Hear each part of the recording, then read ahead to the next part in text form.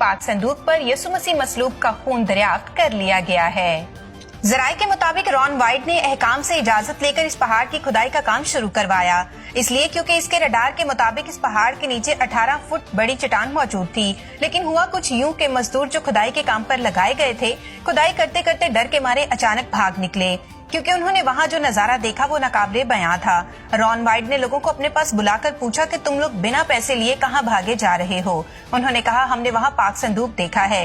Ron white खुद गार के अंदर गया। जब उन्होंने देखा तो वहाँ पाक संदूक पाया और वो एकदम बेहोश होकर गिर पड़े। उनके बेटे ने बड़ी मुश्किल से उन्हें गार से बाहर निकाला। अगली बार रॉन वाइट दोबारा इस गार में उतरे और उन्होंने दोबारा पाक संदूक को देखा तो बताया कि जब उन्होंने इस संदूक को करीब जाकर देखा तो 4 फरिश्ते इसके चौगिर्द पहराजन थे। उनमें से एक फरिश्ता रॉन वाइट से बातें करने लगा। उसने कहा कि हम मूसा के दौर से लेकर अब तक पाक संदूक की रखवाली कर रहे हैं। रॉन वाइट ने पाक संदूक के ऊपर जमा हुआ खून देखा, जो कई अरसे गुजर जाने की वजह से मुकम्मल सूख चुका था। उन्होंने खून का सैंपल लिया और मेडिकल रिसर्च सेंटर पहुंच गए। मेडिकल रिसर्च सेंटर वालों ने बताया कि हम इस खून के बारे में ज्यादा मालूमात नहीं दे सकेंगे, क्योंकि खून के सेल्स अब तक खत्म हो चुके होंगे।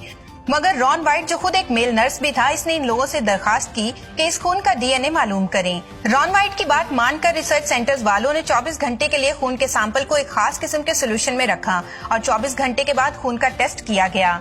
नताइज मालूम होने पर उन्हें एक अनोखी बात पता चली। उन्होंने रॉन वाइट को बुलाया और बताया कि इस खून के सेल्स अभी तक मरे नहीं, बल्कि ये खून अभी भी जिंदा है। जब उन्होंने डीएनए की जांच की तो ये जानकर और भी ज्यादा हैरान हुए, क्योंकि एक आम इंसान के खून में 23 जोड़े क्रोमोसोम्स होते हैं, जिसमें से आधे माँ के और आधे बाप के होते हैं। मगर इस खून में सिर्फ 23 क्रोमोसोम्स ही पाए गए। ये बात जानने के बाद रॉन वाइट को और भी ज्यादा यकीन हो गया कि ये मसीह यीशु का खून है, जो इंसानी इरादा से नहीं बल्कि खुदा की मर्जी से मुकद्दस मरियम के बतन से पैदा हुआ।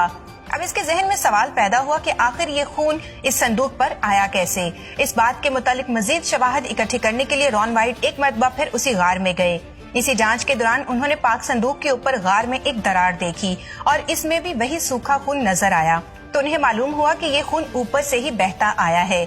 इसके जरिए उन्हें पता चला कि इसके ऊपर वो मुकाम है जहां यीशु मसीह को मसलूब किया गया और यीशु मसीह की सलीबी मौत के हवाले से बाइबल मुकद्दस में लिखी गई बातों को याद किया, जहां लिखा है, और देखो यीशु ने फिर बड़ी आवाज से चिल्लाकर जान दे दी, और देखो हैकल का पर्दा ऊपर से नीचे तक फटकर 2 टुकड़े हो गया और जमीन लर्जी और चट्टानें तिड़क गईं। यकीनन ये वो दरार थी जो यीशु मसीह की मौत के वक्त आई थी और इसी दरार के जरिए यीशु का लहू पाक संदूक के ऊपर गिर गया।